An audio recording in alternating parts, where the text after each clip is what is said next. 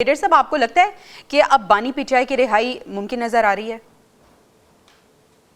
देखिए, अभी तो मुझे तो इसलिए कि खास तौर पे देखें तो इस वक्त छब्बीस तरमीम के बाद जाहिर है कि अभी गवर्नमेंट फील मोर कंफर्टेबल और उनको लगता है कि वो उनका काफी होल्ड हो गया जुडिशरी के ऊपर भी और वो अपनी की मर्जी के डायरेक्ट फैसले भी ले सकेंगे। लेकिन बात यह है कि जो बुशरा बीबी की तो बात ठीक है कि शी वाज नॉट पॉलिटिशियन, उनको जिसका अगर बेल मिल गई है तो फिर वाई नॉट 2 दिन और जाया करें, उनको दे दिया as a good gesture and may be. लेकिन बात यह कि इस वक्त भी जो अभी भी पीटीआई जो है वो है पार्टीलेस, पार्टी लीडर नहीं है उनके पास, ही इज इन जेल। और मुझे यही लगता है कि ये अभी रहेंगे जब तक ये बात खत्म नहीं करते कि मैं स्ट्रीट पे जाऊंगा, मैं इंतजार करूंगा, मैं सड़कों पर आऊंगा, मैं दिल से जुलूस करूंगा, धरने दूंगा। That will very difficult because इस वक्त गवर्नमेंट को बड़ी सख्त जरूरत है पॉलिटिकल स्टेबिलिटी की। और पॉलिटिकल स्टेबिलिटी होगी तो इकोनॉमिक रिवाइवल होगा और फिर आपकी फॉरेन इन्वेस्टमेंट आ रही है, एसआईएफसी काम कर रही है, अभी सऊदी डेलीगेशन गया, अभी आपने एससीओ किया है। They can't afford to have any political instability at this moment. इसलिए मेरे नहीं ख्याल कि उनको बेल मिलेगी और जाहिर है कि अगर बेल मिलेगी तो कोई और केसेस भी इनके ऊपर होंगे। सेकंड ये कि जो इनकी लीडरशिप जो बाहर है, मुझे नहीं लगता कि वो चाहते हैं कि बेनिफिट शुड गेट आउट। वो बेनिफिशियरी है, उनको फायदा है कि वो अंदर रहें और ये अपनी दुकान चमकाते रहेंगे। और क्योंकि द डे बानी पीटे आउट मीन्स कि इनमें से कुछ इररेलेवेंट हो जाएंगे जिनसे वो नाराज होंगे। जिस तरीके से ये धरनों में और जलसों में कॉम्प्रोमाइज होते रहे, वो चीजें होती रहेंगी। इसलिए आई फील कि ही विल रिमेन इनसाइड। जाहिर है कोर्ट केसेस ऐसे इस पे जब तक बेल होगी तो और अच्छा, ये जो बात आपने की कि ये बात आपने जो की है कि पाकिस्तान तहरीक इंसाफ के अंदर जो धड़े मौजूद है वो नहीं चाहते कि बानी पीटीआई बाहर आए। हाकवानी साहब, सवाल ये है कि क्या बानी पीटीआई आप कुछ लचक दिखाएंगे जिस तरह हुकूमत पॉलिटिकल स्टेबिलिटी चाहती है? साथ ही साथ हम देख रहे हैं कि रिलीफ भी दिया है उन्हें, बुशरा बीबी को रिलीफ दिया है, उन्हें रिहाई मिल गई है। तो क्या हमें लचक नजर आएगी बानी पीटीआई के रवैये में या रविश में? देखें, जहां तक रिलीफ का ताल्लुक, रिलीफ तो बेसिकली इस्लामाबाद हाईकोर्ट ने दिया है, हाईकोर्ट का ही फैसला है। जो हुकूमत ने अपने तरफ तौर पे तो कोई मेहरबानी नहीं की। हुकूमत ने अलबत्ता ये किया है कि इस फैसले एक जमानत के बाद रोड़े नहीं अटकाए गए उसके। लेकिन आप ये देखें कि इसमें दो चीजें दिलचस्प है। एक बात मैं कहना चाहूंगा, अभी जो आदिल साहब ने कहा ना कि कल इमरान खान का केस है और वो मियां गुल औरंगजेब और चीफ जस्टिस आमिर फारूक इसको, ये जो हाईकोर्ट की जो जजेस ने खत लिखा था, 6 जजेस ने, इसमें ये दोनों जज शामिल नहीं थे। ये गुरु औरंगजेब भी शामिल नहीं थे उस खत में और चीफ जस्टिस तो खैर बिल्कुल ही नहीं थे। बाकी 6 जज इनके अलावा थे, 8 जजेस हैं इस्लामाबाद हाई कोर्ट के। बहरहाल मेरा ख्याल है अच्छी उम्मीद रखनी चाहिए।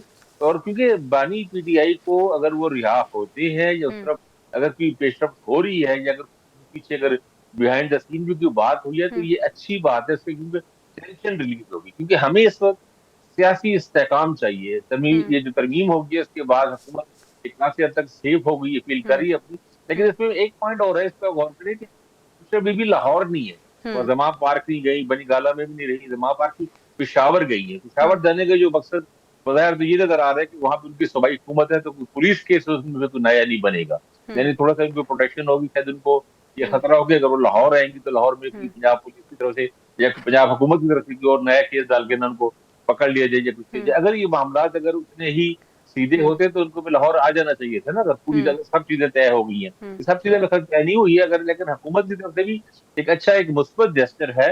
और मेरा ख्याल है वो चेक करेंगे, जिस तरह ब्रिगेडियर साहब ने भी कहा, वो चेक यही करना चाह रहे होंगे कि खान साहब क्या करना चाह रहे हैं। वो आगे फिर ठीक है, अदालत अचानक से मेहरबान नजर आ रही है। आदिल साहब, अब सवाल ये भी है ना कि अब बुशरा बीबी की रिहाई हो गई है, खान साहब की बहनें भी जेल में हैं, अब उनकी रिहाई देखते हैं कि कब होती है, किस तरह से होती है। और उसके साथ इससे पहले हमने देखा था कि बुशरा बीबी और खान साहब की जो बहनें थी उनके बीच भी एक सर्द जंग चल रही थी, पार्टी जो ऑलरेडी धड़ों में तकसीम हो गई है।